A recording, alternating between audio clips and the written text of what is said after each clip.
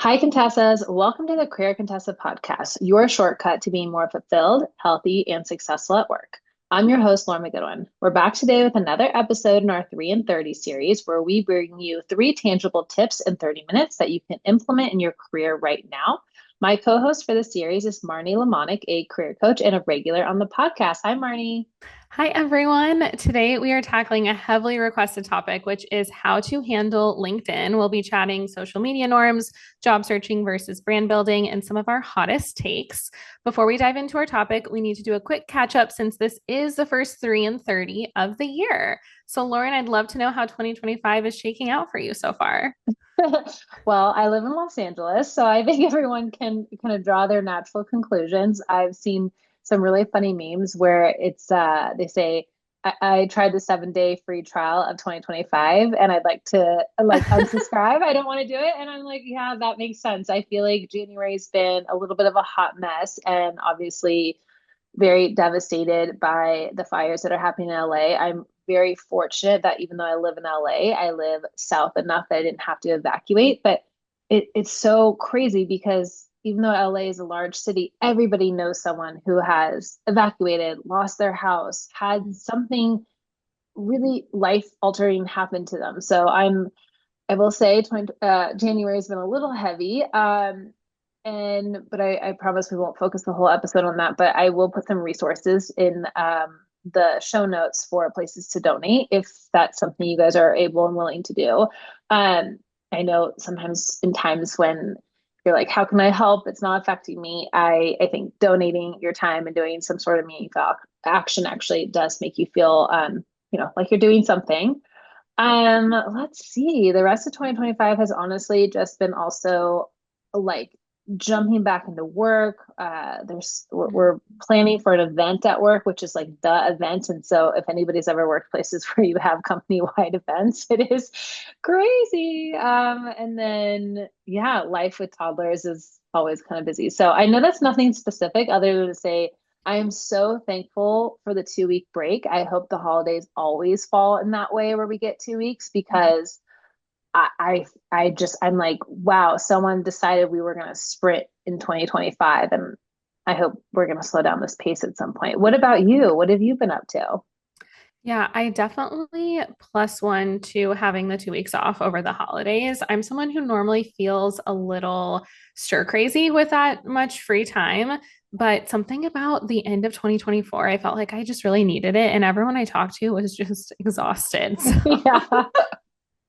I felt, Yeah. yeah, it 2024 did a number. So I definitely was excited to rest. And yeah, I have felt like the beginning of the year has definitely been a funkier start with obviously all the devastating stuff in LA. And just even from the job market perspective, I can't fully get a pulse on it. It feels a little different than in previous years. It doesn't feel as poppin' with job Yeah. openings, which I'm hoping just means that February, March will be stronger. But I feel like this happened a little bit right before the election too, so it could just be like larger economic societal things. It's been more of a creep than I thought it would be. I thought it would be more of a sprint on the job market front in particular. So I'm crossing my fingers for more momentum there in the rest of the Yeah. year. I know what you're saying. It's like, usually January is sort of this time of like, okay, you got this budget approval at the end of the year, and now you're posting the Mhm. roles. And so, everything from your job search boards to people on LinkedIn are talking about either getting new jobs or hiring. And I know what you mean. It's like, oh, where is that happening? I'm wondering if, the inauguration, new president, like all maybe people are waiting. I don't know. But it does feel a little strange. Speaking of things that also feel strange, just posting on social media in general has started to feel like kind of icky to me. I don't know. I have such a love-hate relationship with social media. I'm sure everyone does, where like because of what we do with Career Contessa, social media is sort of necessary, but also it it's just like breaking through the noise. Also, like, are you supporting things that you don't want to be supporting by being on these platforms? I don't know. There's just been such a shift in specifically for us, Instagram or me, Instagram, because that's been kind of my main channel. It's funny, my husband loves TikTok. He gets a lot of like cooking recipes off of there. Since, Love that since for it, you. I know, I know, me too. Since TikTok is not going away, but it's here to stay, that was a whole other like wild thing that just sort of like was nothing, like a nothing burger. Yeah, it anyway, I'm just thinking of things that also feel strange. Like this is the first year where like even though I've sort of felt this way in 2024, like things are getting kind of icky on social media. And then also there like sometimes there's a lot of positivity, like obviously what happened with the fires with LA. Like I have found so many great resources and places to donate and the GoFundMe. So I don't know. I'm having like a weird relationship with Instagram specifically. And sort of trying to figure out, especially with Career Contessa, like what are we going to do with it if that makes any sense. Yeah, it does. I definitely have felt the same way on Instagram in terms of just larger world happenings. I feel like it's just an unfortunate new normal that it feels like every few months there's something really tough going on. And then when you're in a career where you're expected to show up publicly or you need to show up publicly in order to increase your brand awareness, get new clients, which both of us are in that position, it does feel awkward because it's like we don't want to necessarily stop helping people that still need that help in the moment, but you also don't want to be tone deaf. But Yeah. then how much space do you hold for each individual thing? It's just so interesting. Yeah. And then on top of it, there's a lot of effort that goes into social media accounts. And then the algorithms are like, oh, sorry, we're not going to show this to anybody. I don't know. I have a thing where I like to, like, when I'm putting in an effort to something, I do want something back. Like, I get a lot of satisfaction of being like, and I don't want to say it's like the likes and the vanity metrics, but satisfaction of like, this is helping people. People are saving it or, stuff like that. And I have just found that it feels like no matter what we're doing on this platform, it's just a hard place. So I don't know. My relationship with Instagram is very much on the rocks. The goodness is my relationship with LinkedIn has never been better, but my relationship with Instagram has just been sort of, and so I don't know, you guys who follow us on Instagram, maybe you never see our stuff. Maybe you do. Maybe you see Marnie's things. Maybe you never do. That's sort of how the new world has been. But also um, trying to figure out like the strategy moving forward, especially as using it for a business, which is kind of wild. Probably Mm-hmm. doesn't help that we're a business on Instagram. We should probably be a person instead of a business because I don't think Instagram is ever going to reward brands on Instagram anymore. But that's a whole nother conversation for another day. And I'm sure no one's here for marketing advice. So I'll stop my tangent. Yeah, let us know if you are. If you are someone who works for yourself and you want us to do more of a deep dive on this, we obviously both have quite a lot of thoughts on it. I do think that LinkedIn in particular is, Lauren, something you have always told me is such a mutually beneficial relationship for you because you feel like you put things out there, you know, people are helping. Maybe people are a little bit more polished, kinder on LinkedIn. So I'm excited to dive into it with you in particular because I get so many questions about LinkedIn from people that don't inherently love it, but I know we each are fangirls in different ways. Yeah, I So love I it. think this episode is going to check a lot of boxes for people. And I'd love for us to start by just talking a little bit about our daily routines with LinkedIn because we do use it differently. And I'll let you kick off because I know you have your personal brand and your work brand. So you got a few different things going on.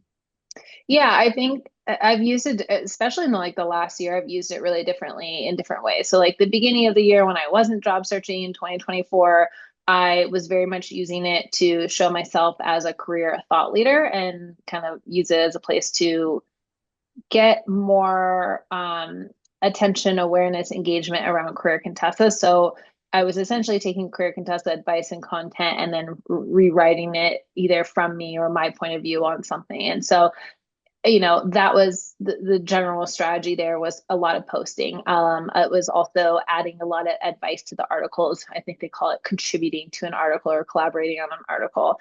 And then obviously we have career contested channels, but kind of using me myself as sort of the guinea pig to be like, I'm going to give advice about this thing. And then ideally I would like to direct you to um, an article or podcast episode or something. I always think of LinkedIn as like very much a place for zero click content, meaning you put all your advice in the post and then try to use the comment section if people want more information, like where they can go. But I try to not use it just as a distribution channel. So I think that was the beginning of my strategy in 24. And then when I started job search on 24, I obviously had to switch my strategy from just a person who can give really good career advice, especially because when I eventually narrowed down that I didn't want to go back into recruiting, it was like, okay, you need to be able to show your advice in a different way. So those posts, the tone and the topic started to change a little bit. Instead of more like job search oriented, they went to more kind of like professional advice. And actually, it was also what I used a lot for networking. So to let people know I was job searching, to reach out to people for informational interviews, to add people to my network. And I'm sure you all remember because we had a whole podcast episode about this, but in 2024, I found the job that I have now through a connection of mine on LinkedIn, posted about it. So it showed up in my feed. I saw they were hiring, applied for the job, came back to LinkedIn and sent her a DM. And she forwarded my DM to the recruiter who then set me up with a phone interview. So you guys can see where that goes. So my strategy has been, it's great for networking. It has been fantastic for me for job searching when I was not having any luck. Like, applying to jobs and things like that. So for me, networking has always played a big part of that. And then on the personal brand perspective, now that I work at Atlassian and I manage a content property here, which is, it's similar but different in that we're providing these really amazing like work practices and work exercises for teams to do. I'm able to now continue that personal brand of giving career advice, but now I'm kind of talking about topics that relate to the content property I run at Atlassian to, again, use that as a personal brand piece, but also as my professional brand to build equity in the brand that I'm building at Atlassian because I'm the only one building it. I mean, even if I was on a team, but I get all the glory for it going well, and I'm gonna get all the what if it doesn't go well. But my point being is like I've actually used LinkedIn as an entrepreneur, as a job searcher, and now working for an organization. So I've used it a variety of ways and kind of just kept a common theme among the topics or what I talk about. Which I think that alone, just that personal anecdote, really shows how powerful LinkedIn can be. And that's completely separate than all the personal anecdote I could share about using LinkedIn as a recruiter and how powerful it was when we Mm. were searching for people. So I know I'm the ultimate girl, fangirl about LinkedIn, but like you can probably see why. Yeah, I think you were, I won't say like super early, but I would say relatively early to really investing in LinkedIn when it comes to creating the content. But I think something that I've admired you for is that you've been able to sustain that as well. And when people look to LinkedIn and they want to figure out how to interact with it, I think they're often looking to thought leaders like yourself and thinking, okay, do I need to be posting on LinkedIn and doing all these things in order to be doing the platform, quote unquote, right? And I can say I definitely take a slightly more behind the scenes approach, but it still has worked for me. So, for anyone that is not necessarily ready to be putting their posts out there on a regular basis, or maybe you're just not in a role where that's required, I will say what Lauren already touched on, the job searching piece is so big. And specifically, the ability to network against your applications. You said something, Lauren, that I loved, which is you went and applied for the role and then you reached out to people on LinkedIn.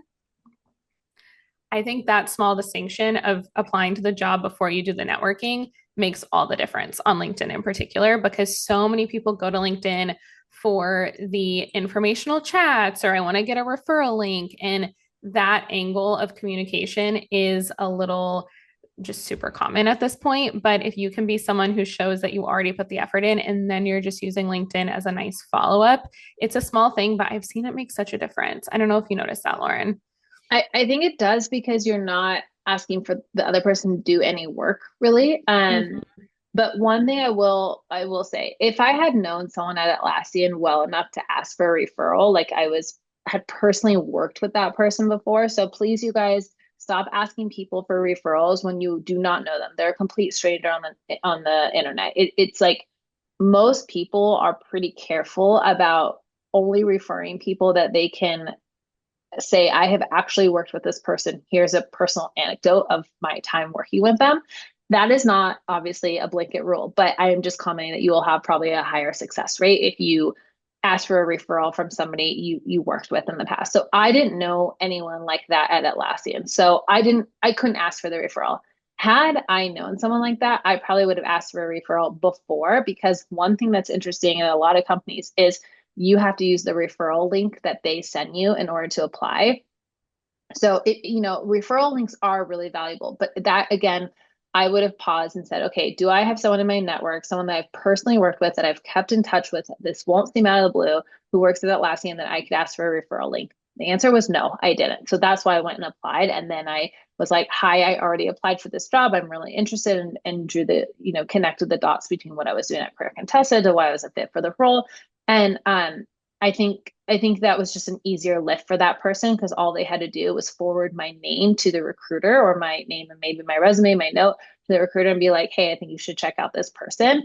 And sometimes you don't get a response back, and you don't think anything happens, but they've sent your name to the recruiter and eventually they follow up with you. So yeah, I think your job is to make it as easy as possible for a person to help you and say yes. So for example, um, my daughter is applying for this program and I need these letters from some of these experts. I'm offering to write the letters for them and have them review them and sign it off, because that's a big ask, even though I need it for this program. So I think of that all the time as like, how can you make it easy for a person to say yes? And that advice is like valuable in careers in general.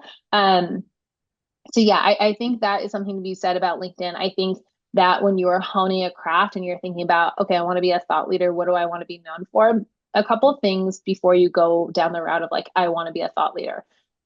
A thought leadership is essentially like having this like spicy point of view that you can add to something and help and give people advice. Again, that like zero click content. It's not like marketing, like, let me sell you this thing and here you're going to click through that. Thought leadership, so the first thing I would do is like find some people who are doing a really good job at it and start following them, because I do think examples are helpful.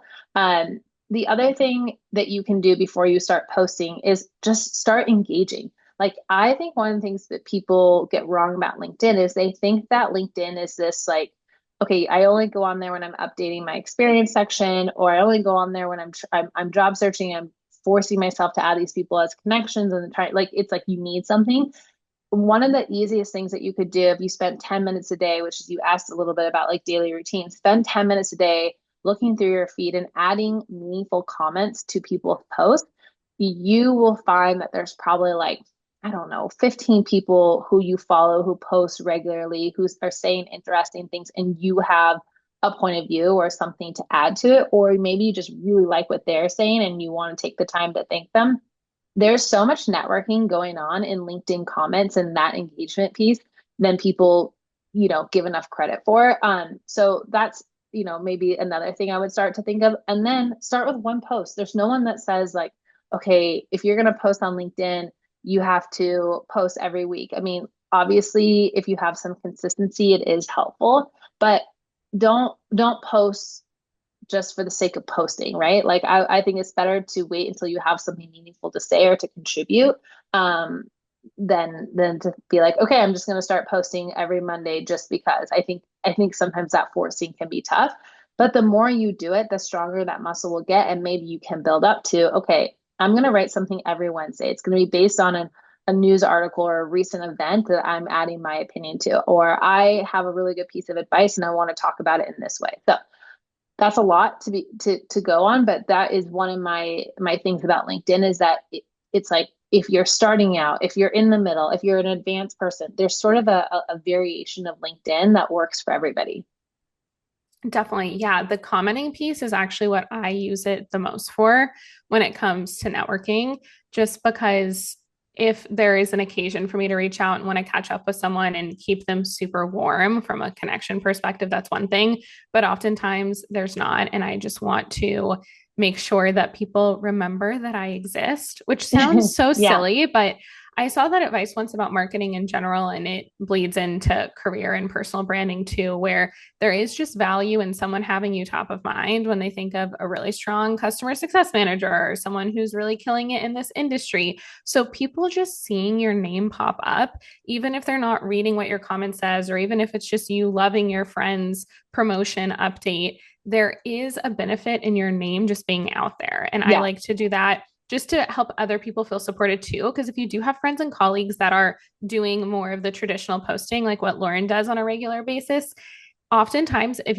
they're putting themselves out there, they also could use a little bit more verbal affirmation and just love in the comments. So you're doing a nice thing for other people, but you're also doing something for yourself by getting your name seen more consistently. Absolutely. Maybe they're like, "Oh my gosh, Marty commented on this on my LinkedIn post, and I was just thinking of someone that would be great for XYZ project, and I'm going to reach out to Marty." Mm-hmm. Absolutely top of mind. What about, I mean, we use it differently, obviously. What about as a career coach or people who are job searching? What are some LinkedIn tips that you would share? Yeah. So, from a networking perspective, we already talked about the idea of applying beforehand if you don't know them, reaching out to them beforehand for a referral link if you do know them. A big piece of advice that I tell people when it comes to that process, regardless of which path you're going, referred or not referred, is you want to have a little bit of volume in who you reach out to. I don't think it is setting yourself up for the best shot at success if you're only reaching out to one person on LinkedIn. Now, you also don't need to inundate an entire company because that's not fun for you and maybe not fun for them. But my magic number there is always three. So I would reach out to three people per company that you apply for. And it's ideally the hiring manager or someone in a decision making position on the team that you went after. And then one or two folks in recruiting. The recruiters are inundated on LinkedIn, but that's also their job. So it's kind of hit or miss there on who you hear from. But I have found that is a really good number because even if those three people happen to talk to each other, I've been on the receiving end of that as a hiring manager. No one's going to knock you for being proactive and reaching out. So it's totally okay. You're not annoying people. That's a super common question I get. If you don't know what to say to people, too, I have multiple free scripts on my Instagram. So I'll link some of those videos in the show notes because it really is so simple how you word it, but you don't want to ask people to do too much work, which I know, Lauren, you already spoke to. Yeah, I think one of the things I did when I started my job search, I had a few kind of like target companies, and then I went and found the people. So, for example, if Atlassian was a target company and I knew I wanted to work in brand content, it was like, okay, Atlassian brand content, who can I find that works on that team? And I started adding them as connections before the job was even open. That's how I saw it show up in my feed, right? Because I had that connection. When you are reaching out to someone who's completely cold on LinkedIn, I highly, highly recommend you personalize it with a note too, because they don't know you. So you just want to connect the dots of like, why am I reaching out to you? And, no, I'm not asking for a job. And so I actually think there's a huge benefit to kind of doing this networking on a continuous basis versus when you need something. Of course, dream jobs show up and then you're like, oh, I hadn't thought about that company. I want to add these people. Great, now go and add them and still add them with a note. I think that helps a lot, especially because there's so much spam now on LinkedIn compared to the old days. Um, so I really like that tip. I just wanted to add the other one about like if you're doing the job search kind of the way I did, where you're starting with target companies, you can add people as connections now too. Mm-hmm.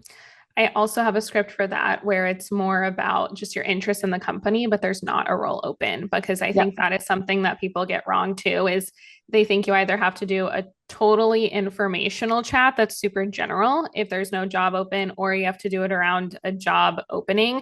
But there is a middle ground of saying, hey, I saw there's no jobs open on XYZ team. I think that would be my strongest fit. I am excited about that team move forward if there are opportunities. So you can find the middle ground, and being specific in your outreach, like you already mentioned, Lauren, is so key because so many people will just do the high volume of outreach, but they don't customize it. They don't even customize the no, and they just say, please add me to your network or whatever the Yeah. automated message is. Such a small thing. And I feel like so many people think, oh, everyone must do this. But I'm here to tell you that not enough people do. So you will stand out. Yeah, I like to say, I know it sounds like common sense, but it's not common like advice. Like it's not commonly done. Mhm. So that is, please follow these things. Um, One last thing, just in terms of people who are maybe creating content as a way Hmm. to stand out in the job search, especially if you're trying to pivot career. So, we have lots of past episodes, we'll put them in the show notes about how to optimize your profile. So, the first thing you have to do is obviously you need to have that really strong profile because as you're reaching out to people, they're going to go maybe look at your profile or your profile is going to show up because you're commenting. So, regardless, you want to kind of have that strong profile as maybe either while you're doing these efforts or kind of before you're doing them. But for people who are trying to create content as a way to kind of show their expertise in something, especially if they're trying to make a career pivot, like for example, I was in sort of like the recruiting space and I wanted to go into the brand content space. So I needed to show a little bit more of that like marketing expertise. LinkedIn absolutely loves video right now. So we have at Atlassian like LinkedIn contacts because Atlassian does a lot of stuff on LinkedIn. And every time I post something, she's like, you should turn that into a video. They are really pushing video right now. I personally do not love video, but I'm going to, it's like one of my 2025 resolutions is to push myself out of my comfort zone a little bit more and do videos. So if you're listening to this and you are comfortable with video or you're okay with that, like try putting your content as LinkedIn videos. That's going to be a huge push for 2025 for more people to see it, which is great, especially if you're job searching.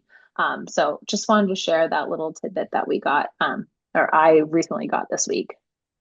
And people can read your energy over video so much more than you think. I had a coaching consult with someone the other day who found me on Instagram, and I am still just not in my most comfortable era with Instagram content either. And she mentioned that she reached out to me because my energy seems so kind and warm on my Instagram videos. And I was like, well, that's weird because I feel like I'm not really myself in those videos at all. So even if you feel awkward, even if you feel like this is not the best representation of me, people seeing your face, hearing your voice, they will be able to like you so much quicker. And that goes for future job openings too. Yeah, I mean, we could segue that into interviews, like this is why people do video interviews or in-person Mm-hmm. interviews, but we'll save that episode for another day.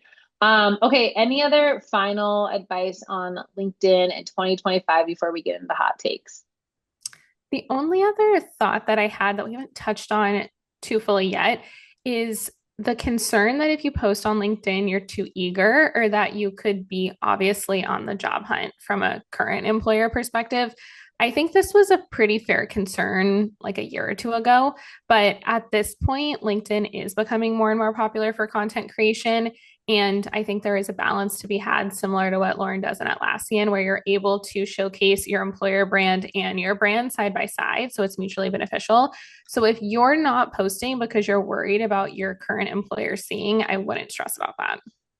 No, I completely agree. I think the old days, it was kind of they thought, oh, something's up. And today, no. And also, most companies are desperate to have employee advocacy for what the company is doing. Mm-hmm. So, and also what people don't realize is like when you're writing on LinkedIn, you're showing your writing skills, you're showing your ability to be concise, to, summarize and get to the point, to maybe your marketing skills. Like there's so much that comes from just being proactive about doing that. So just again, last tidbit is like, if you, at a minimum, I want you to have an optimized profile in 2025. Like, if I were setting goals for everybody, it'd be like, okay, 1000% optimized profile. Please go listen to our past episodes. Do not get me started on this. Number two is start engaging in the comments. Spend 10 minutes a day. If that's too much, spend 10 minutes a week going through and leaving at a let's just say 15 meaningful comments, engaged, valuable, etc. Not like thumbs up. Okay, like something more than that. Those would be my top two things. And number three would be to start adding connections with people who are adjacent to either what you do right now or what you want to do next. And then in those connections, add a little tidbit in the intro so they actually maybe connect with you. Those are my three absolute to-dos. If anybody is like, okay, similar to me, LinkedIn focus is one of your 2025 goals. Okay. That, and now we can get into the hot takes, but I did want to leave everyone with three assignments because I feel strongly about those. No, we love a tangible takeaway. That's perfect. I am excited for the hot takes. We haven't done a lot of hot takes in previous episodes. So if these are fun, let us know and we can continue them for future topics. But LinkedIn is just a funny platform sometimes. And I feel like it's a bizarre mix between professionalism and Facebook in the current day and age. So we wanted to throw these in, and we each have three. I'll rattle off, I guess, all three of mine quickly Yeah. since these are Yeah. meant to be more rapid fire. And then, Lauren, if you have any plus ones, we can cover them before we move on. My first hot take is I don't want to hear about your wedding on LinkedIn. It's a little heartless. I'm not holding back on these. LinkedIn is for your career. And as much as I'm happy for you that you found the love of your life, I don't need to know about it on my LinkedIn feed. Second hot take, I don't want to see you disrespectfully disagreeing with someone on a LinkedIn post. LinkedIn is not for the trolls. We got a lot of other social media platforms for the Yeah. trolls. I don't want to see you on LinkedIn. I think it's embarrassing and extra ick on LinkedIn. Last but not least, if you are a good friend of mine, I need you to love, celebrate, or support my post. If you only like my post, I am going to feel personally victimized by that action. I need your support. Ideally, comment, but at least do something more than like. That's so funny because I'm like I don't get what? Like I think the like is fine. Like what about your friends who like see it and do nothing? But okay, I get it. You want more. No, You want that's more. fair. That's fair. I just feel like, a like it. Have you ever had someone like your message when you're texting them and they normally love your message and you're like, oh, why a thumbs up?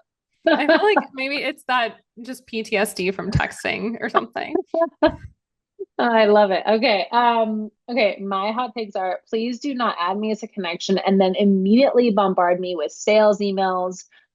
Maybe I get this more than the average person, but I'll get a connection request and I say yes to most things. Now I'm being more careful. And immediately I'm on some sort of like message chain of theirs where every Monday I get just a slew of things of, join my masterclass, do this, do that. Please, I don't like that. I do not like the marketing. Like my inbox on LinkedIn is not my email inbox. I don't like it. I feel like it's cheesy. I didn't opt into that.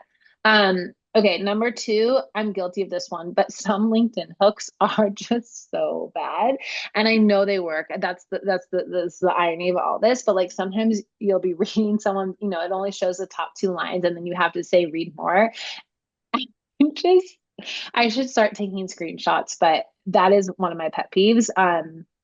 Is like the hook is like so dramatic and anyway. Okay, and then number three, some of the best advice is in the LinkedIn comments of a good post. So some of my favorite thought leaders, I like to read not only their posts, but I like to see what people are commenting on and what they're commenting back. Mm. I love it. There's this one woman that me and like half of it last year was like taking like B2B content advice from because we're just like so loving this woman's advice. And whoever's commenting in the comments is equally great. And also those are great people to then add as connections to expand your network. So okay, that's it. Those are my hot takes. No, I love those. I feel like yours were a little less harsh than mine. I think the comments is also such a good call out because, yeah, we tend to think of just the post itself as being the shining star, but the comments is becoming more where it's at. I mean, even on Instagram, it's like the most liked comment is half the fun of watching a video now. I feel like LinkedIn is moving in that direction too. Yes, absolutely. Awesome. Well, this was such a fun episode for us and a little bit different formatting wise. So let us know how you liked it. And we will be back in February for another highly requested topic, which is how to let go of perfectionist tendencies. Feels like the perfect Valentine's Day month theme. Yeah. Absolutely. I'm definitely trying to be a recovering perfectionist, so it's perfect. And then also a friendly reminder to keep the requests coming for the series. You can DM Marnie on Instagram or either of us on LinkedIn. And I'm a true LinkedIn loyalist, so I'm a little less active on Instagram, but you can we'll put our social links in the show notes. Send us your feedback. We really want to know if you guys are liking this series and we should keep it going. And then lastly, you know the drill, but thank you for listening to this episode of the Career Contessa podcast. Please take your time to rate, review, and subscribe the show. One review equals 1,000 new downloads, and that's the number one way that you can support our show so we can be back here each week. And I also will put links to everything Marnie mentioned in the show notes, her scripts, her Instagram, so you guys will have all of that in one place as well. Thanks, everyone.